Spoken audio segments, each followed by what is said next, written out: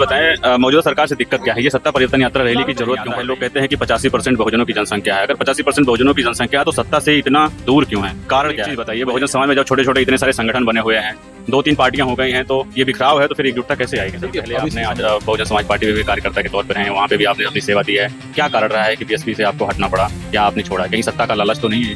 नहीं, देखो, सत्ता का लालच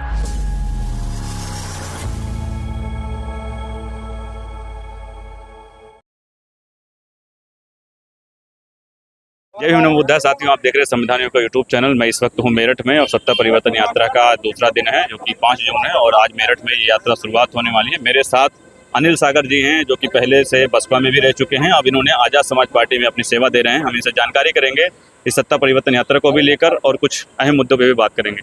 जी सर, क्या नाम है? जी, बहुत बहुत धन्यवाद आपका।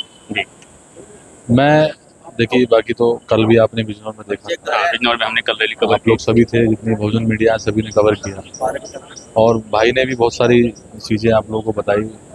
व्यवस्था परिवर्तन के लिए सत्ता परिवर्तन यात्रा क्यों ज़रूरी है, तो इसी आधार पे कल बिजनौर में थे, आज हम मेरठ में हैं, कल हम शामली में होंगे। सर, एक चीज़ बताएं, मौजूदा सरकार से दिक्कत क्या है? ये सत्ता परिवर्तन यात्रा रैली की जरूरत क्यों पड़ रही है?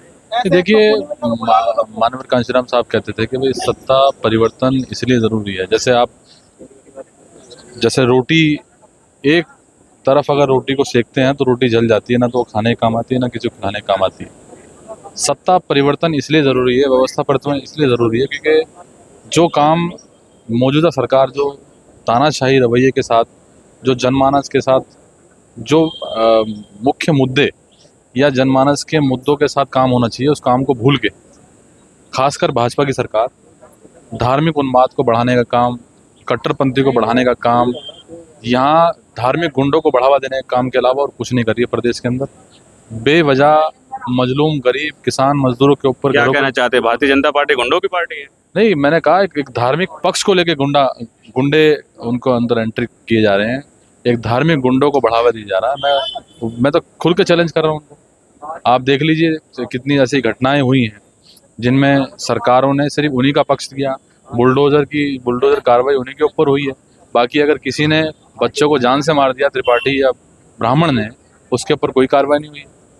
तो ऐसी घटनाएं तो एक मतलब ये सरकार पक्षपाती करती है? पक्षपात सरकार ही है। और देखो, बहुजन हित में सरकार ने कोई काम नहीं किया, चाहे वो समाजवादी पार्टी रही हो, चाहे भारतीय जनता पार्टी वर्तमान में भी हो। बहुजनों के हित में किसी ने काम नहीं किया, बहुजनों के हित में कोई सोचने वाला नहीं है। दलितों पिछड़ों आदिवासियों के हक अधिकारों के बारे में सोचने वाली कोई पार्टी नहीं है। इसलिए व्यवस्था परिवर्तन, सत्ता परिवर्तन इसलिए ज़रूरी है। अभी देखिए, नज़रिया लोगों का धीरे धीरे बदलता जा रहा है। कल आपने देखा होगा, सैनी, कुशवाहा, पाल समाज के लोगों ने, और उसमें खासकर मुसलमान समाज के जो लोग हैं, आपने बिजनौर के अंदर देखा होगा, सबसे ज़्यादा संख्या में वहाँ पर मौजूद थे, जिन्होंने जनमानस के रूप में भाई को समर्थन भी दिया। और बिजनौर की कोई गली चौराहा सड़क ऐसी नहीं थी जिसका चक्का जाम ना हो।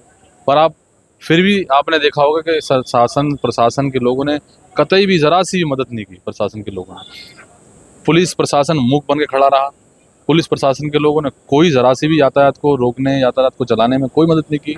डिटेन करने का काम किया, कार्यकर्ताओं का मनोबल गिराने का काम किया। इसके अलावा सरकार ने कुछ नहीं कहा, क्योंकि 2 दिन पहले मुख्यमंत्री वहाँ आए थे। मुख्यमंत्री ने सत्ता परिवर्तन यात्रा के डर से वहाँ पर रिस्ट्रिक्शन लगाई, और वहाँ के अधिकारियों को ये हवाला भी, मतलब पिछले का हवाला भी दिया, और ये निर्देश भी दिए कि यात्रा किसी भी कीमत में होनी नहीं चाहिए। अब मैं इसी बात को क्यों कह रहा हूँ कि रात को 3 बजे, यानी कि 4 तारीख को यात्रा थी, और 3 तारीख की रात को 3 बजे तक सरकार हमें, वहाँ के प्रशासन, कोतवाली के लोग, एसपी, डीएसपी, डीएम, वहाँ पर हमारा समय व्यर्थ करते रहे कार्यकर्ता का, और कोतवाली में कम से 4 बजे हम लौट के वापस आए।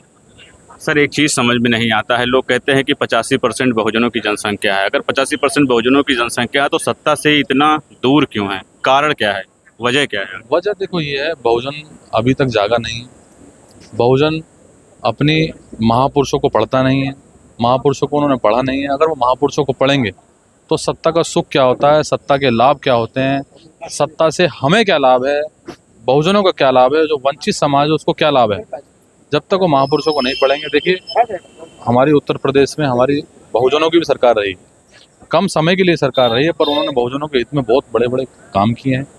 और बहुजन हित में इसलिए काम किए क्योंकि वो वंचित समाज से थे, और बहुजनों के लिए इसलिए काम किए क्योंकि उनको पता है कि भाई इस समाज का सख्त दुख दर्द बहुजन ही समझ सकता है। इसलिए इस देश के अंदर सबसे बड़ी आबादी के लोग जिनको हम बहुजन कह रहे हैं, SC ST OBC माइनॉरिटी के जो लोग हैं, जो बहुजन हैं, हम उनको बहुजन इसलिए कह रहे हैं क्योंकि वही जानता है असल में देश के अंदर सबसे ज़्यादा आबादी होने के साथ साथ वही इस समाज का भला कर सकता है, इस समाज को हुक्मरान बना सकता है, और समाज की रोटी कपड़ा और मकान जो संविधान में हमें दिया हुआ हक अधिकार जो दिए हुए हैं वो पूरा करने का काम सिर्फ बहुजन समाज का लीडर ही कर सकता है।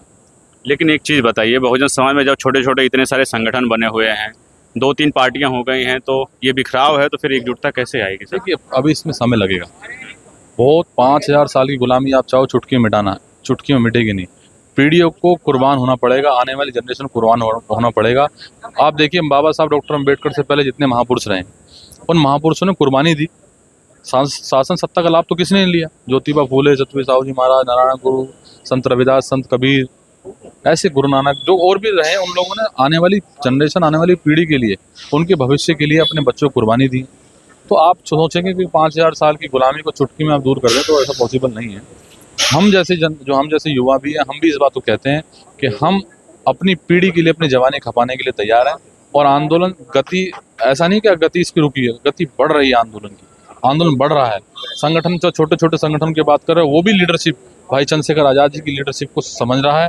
समझ के वो सारे के सारे लोग कल आपको सड़कों में भी दिखे हैं, आज भी सड़कों पर दिखेंगे, और पूरे उत्तर प्रदेश में उन लोगों को लामबंद करने का काम भाई चंद्रशेखर आज़ाद जी कर भी रहे हैं और करेंगे भी।